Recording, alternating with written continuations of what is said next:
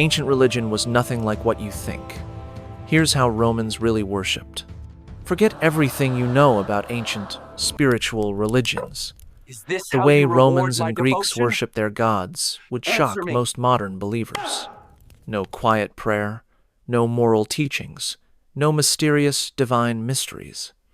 Instead, imagine religion as a cosmic business transaction where you could literally beat up your god's statue if they didn't deliver what you paid for.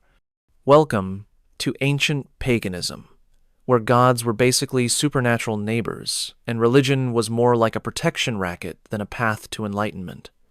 Gods who lived down the street. Here's the first thing that would blow your mind about ancient religion. The gods weren't mysterious, all-knowing beings who existed in some spiritual realm. They were basically superpowered humans who happened to live in specific locations you could visit. Mars lived on his sacred hill. Neptune hung out in the ocean. Your local river god literally lived in that river right outside town. Want to talk to a god? Just go to their address, temple, cave, grove, lake, whatever. They were always home. These gods had personalities, feuds, love affairs, and personal drama just like humans. They got jealous, played favorites, made mistakes, and could be bribed, flattered, or threatened. Basically, imagine your most dysfunctional neighbor, but with the power to control weather and crop yields. Religion as a business deal. Ancient worship was pure, transactional relationship.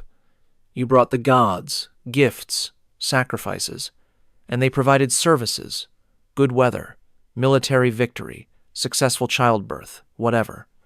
It was like a cosmic vending machine, insert offering, receive blessing. But here's the kicker. If the gods didn't hold up their end of the bargain, you could get angry at them. Really angry. Ancient sources describe people cursing their gods, insulting them, and literally beating their statues when things went wrong. Imagine walking into a church today and seeing someone hitting a crucifix with a stick because their prayers weren't answered. That's basically what Romans did on a regular Tuesday. Public religion, no privacy allowed. Modern religion is deeply personal. You pray privately. Have individual relationships with your deity. Keep your spiritual life separate from your public life.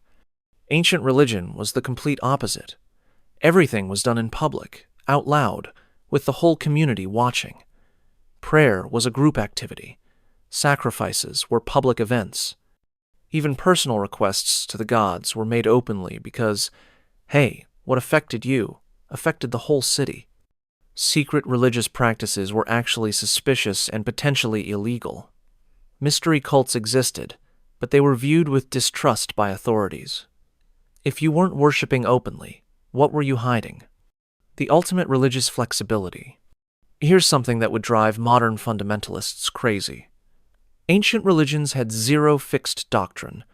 No holy books, no unchangeable beliefs, no central authority telling everyone what to think. Need a new god for a new problem? Just invent one. Find a cooler god from another culture? Adopt them and give them a Roman name. Your city's version of Mars acts differently than the neighboring city's Mars?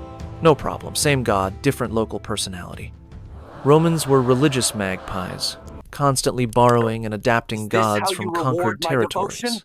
Egyptian gods, Germanic spirits, Greek deities if it worked. They'd try it. It was like spiritual shopping, where everything was on sale. No morality police. This might be the biggest shock to modern believers. Ancient gods generally didn't care about your moral behavior. They weren't watching to see if you were being good or evil. They just wanted their offerings and proper respect. Murder someone? The gods don't care unless you murdered someone under their protection or violated ritual law. Cheat on your spouse? Not a divine concern unless it affected public order. Be greedy, cruel, or selfish. The gods had their own problems to worry about. The only sins were ritual violations, forgetting to make offerings, disrespecting a temple, breaking an oath sworn in a god's name. Personal morality? That was between you and human law, not divine judgment.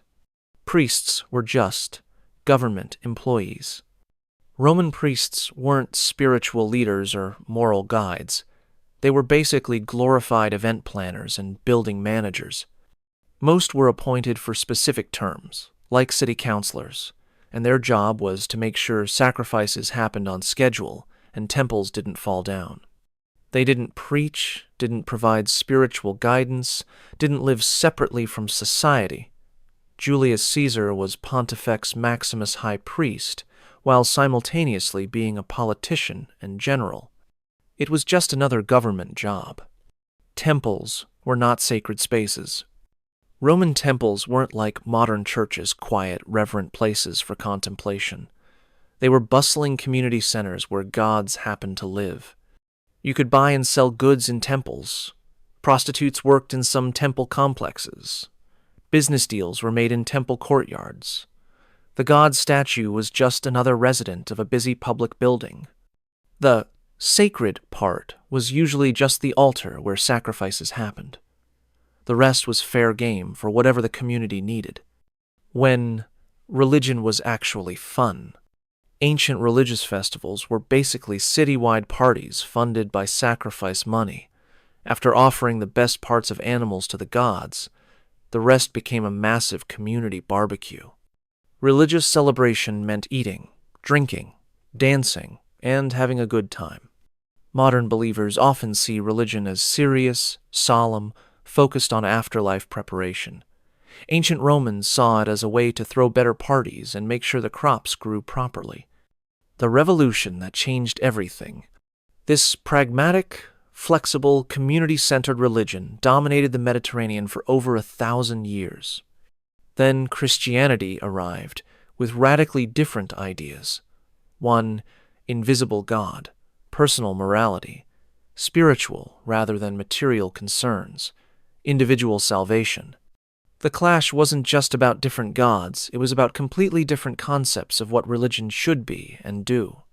Understanding ancient religion helps us see just how unusual modern religious ideas really are. Personal relationships with invisible deities, moral guidance from scriptures, separation of sacred and secular. None of this was obvious or natural. It was revolutionary. What do you think? Would you prefer the practical, flexible religion of ancient Rome, or do you appreciate the moral guidance of modern faiths? Let me know in the comments.